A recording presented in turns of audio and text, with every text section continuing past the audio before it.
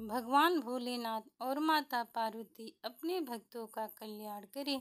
यह कथा शिव पुराण से ली गई है और आज हम इस कथा में शिव जी के हंस रूप की कथा सुनेंगे, जो कि इतिहास में यतीश नाम से प्रसिद्ध है, जिसे सुनकर मनुष्य परम गति को प्राप्त करता है, ऐसा शिव पुराण में लिखा है।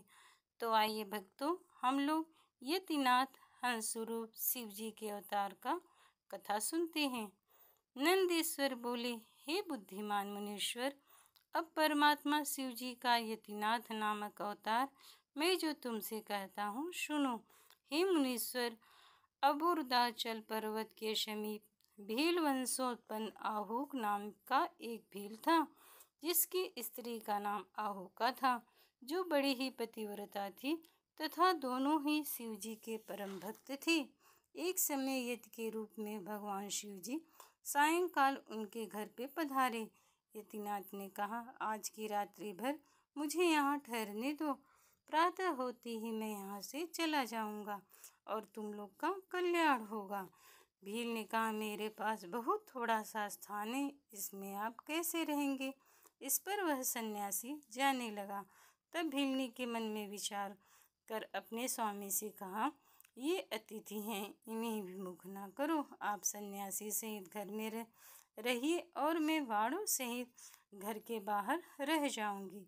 तब अपनी स्त्री की इस धर्म में बाड़ी को सुनकर भील ने मन में विचार किया और कहा, नहीं, मैं घर के बाहर रहूंगा और अतिथि सहित तू ही घर के भीतर रहकर रात्रि को व्यतीत करना। निदान वह भल अपने अस्त्रों सहित घर के बाहर स्थित हुआ और सन्यासी, अतिथि तथा भील की स्त्री घर के भीतर रहे।